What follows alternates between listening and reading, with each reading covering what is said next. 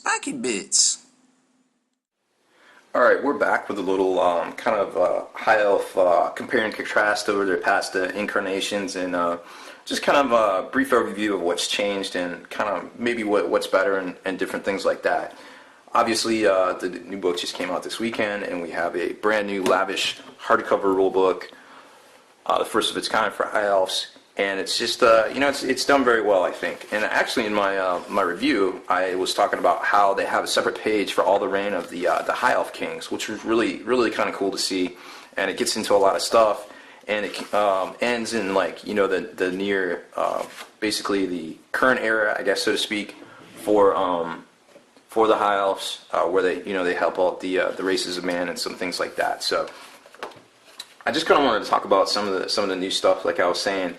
And one of the things I forgot to mention in the last video was the War of the Beard. Of course, is in here. That was definitely one of the biggest events in High Elf history as well, and I forgot about it. And I apologize to all those High Elf and Dwarf players out there because, well, it needed to be mentioned. Okay, so you got Heroes and Lords. All the named ones are back. Generally, I didn't see any new stuff. I'm not sure if the Queen of Avalorn had a figure in the last edition. I forget if she did, and I apologize. She might have been part of something else, but I do not remember. But she is in this book, and she is obviously she doesn't like chaos as normal. Okay, so Corhill is pretty much the same. Everybody's points changed a little. Obviously, they're trying to do more horde kind of builds and things like that, and get you to buy more troops and things like that. But so Corhill pretty much is the same.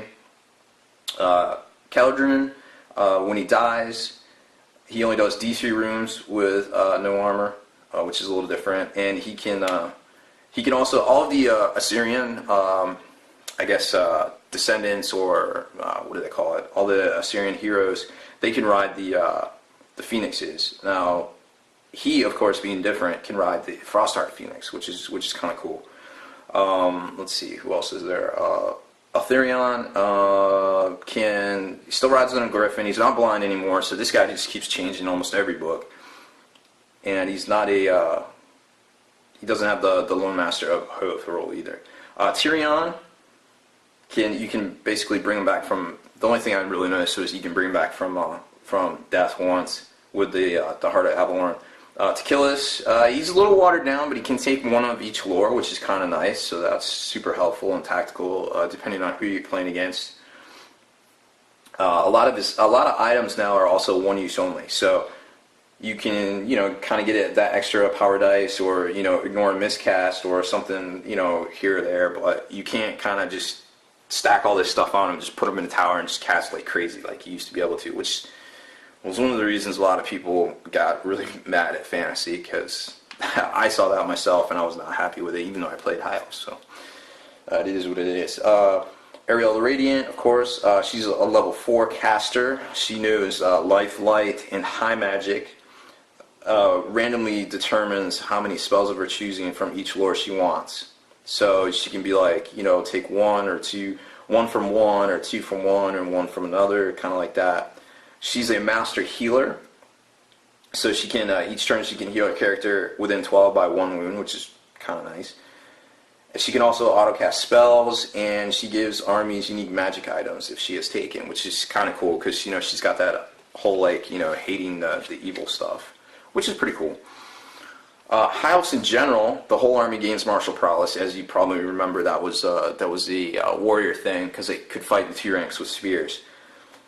There is a point reduction in archers, and shooting in 3 ranks almost now is worth taking, it seems like.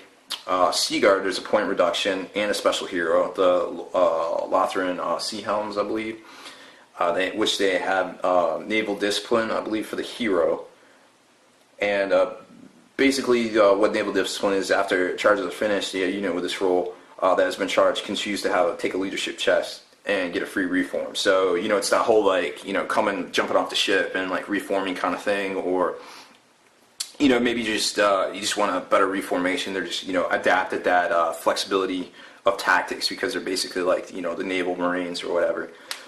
High magic is an awesome mix of spells with very unique benefits. It gives High Elf Army options, probably their lore is the most versatile in the game right now.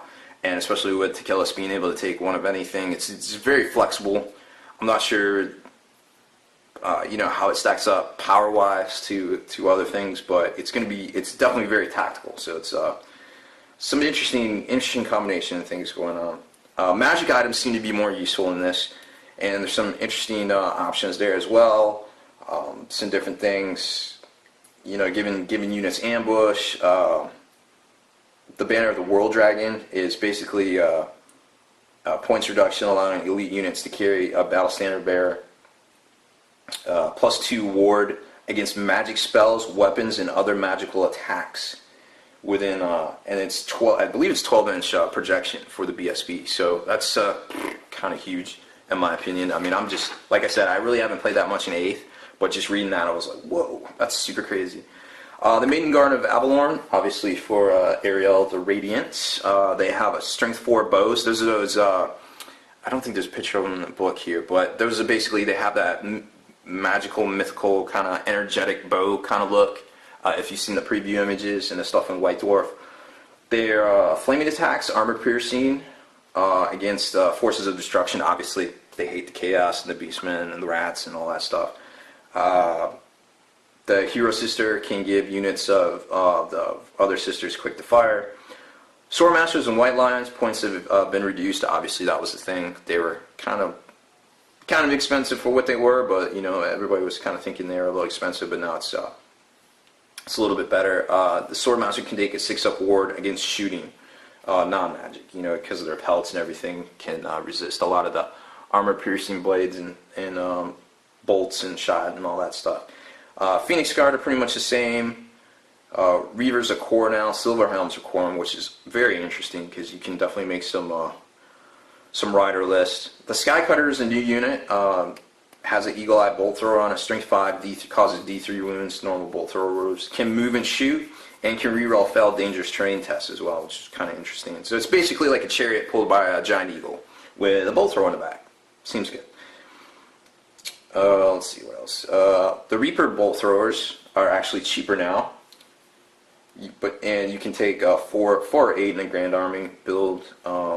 Dragon Armor is a staple of the Dragon Princes. It has a 6-up ward save, and all of the dragons have a Strength 4 breath attack. What else is there? High Elf Mages are +1 to cast High Magic. Go figure. And they also have, like, you can take certain, I guess, kind of like how Empire does. They have the Fire Wizards and the Silver and the. Do they have a life? I don't remember. I think they have a metal for sure. Like I said, I'm not as 100% familiar, and I hate to say something that's wrong, but anyways, so High Elves can kind of do the same thing now, which is kind of cool. And one of the mages can be a Dragon Mage, which can take the typical Flaming Sword spell, and it has a 2+ to cast. So and it's of course a flaming weapon and all that. So it's kind of cool. Kind of cool little thing there that I noticed. Now the Phoenixes. Let's try to get a picture of them because they're really cool.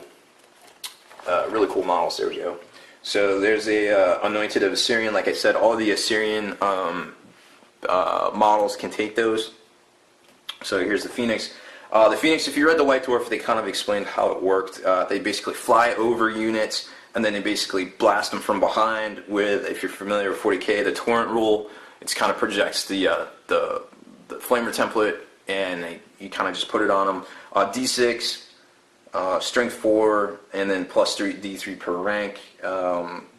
It's pretty powerful, and of course after it dies, it can also rise from the flames after death, and it gets boosts every magic phase as well. Then the Frostheart Phoenix, let's see if we got a picture of that. Nope. Don't have one handy here. Well, I can't show you every page of the codex, so we'll just stay here. Pretend that's a nice Phoenix. Let's see, what does he do? Base contact, -1 strength, always strikes last, 5-up armor, and of course it doesn't come back. But it's still basically a dragon, so whatever. And the Assyrian characters can ride these, like I was saying. So that's pretty much it. If you're looking to get the book, it's a 96-page codex written by Matt Ward, or 96-page army book, excuse me, written by Matt Ward with some additional playtesting credits.